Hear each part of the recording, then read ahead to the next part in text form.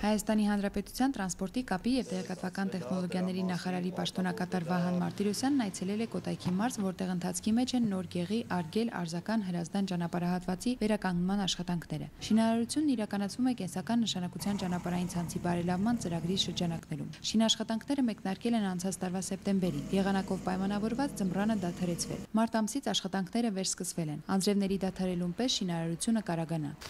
Ժամանակացույցով գնում ենք, կատարողականները գործանում են, կատարողականները նորմալ վճարվում են։ Որակից գոհ եմ։ Արդեն իսկ կատարվել է գրեթե 3 կիլոմետր ճանապարհահատվածի ասֆալտապատումը։ Վերանորոգվել են գոյություն ունեցող հենապատերը, կառուցվել են նորերը։ Դրանց որակը Վահան Մարտիրոսյանին այդքան էլ չգոհացրեց։ Այսօրվա արածով այստեղ էլ նայեք, այս sense չի մնալու։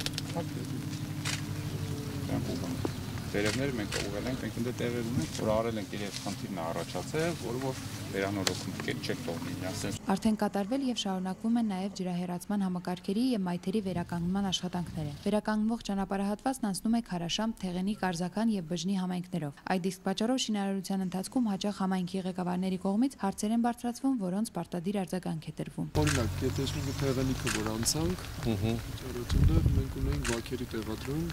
բայց վաքերը տեղադրվեին հաղորդողիների վրա, որոնք բավական մակերեսային էին ու անհրաժեշտ խորություն չէին ապահովում։ Մենք համաձայնեցինք, որ վաքերը փոխարինենք վաքեր չեն կարի, դրա տնտեսման հաշվին ճանապարհը երկարացնենք ու կհասցնենք դեպի ավելի գյուղի տարբեր օբյեկտներ։ Հարցերը համայնքների հետ աշխատեք, բոլորը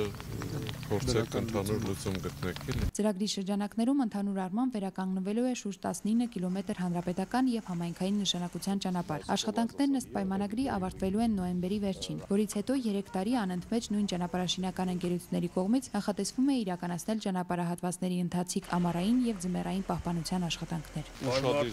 Նեսին մեր գյուղի համար տարի կառույց է, հաստատ ըմբռնումով մոտենալու ենք, աշխատելու ենք, փորձում ենք համագործակցել եւ շինարարների հետ եւ նախագծողների հետ, որովհետեւ ամեն ինչ ավելի արդյունավետ ստացվի, որ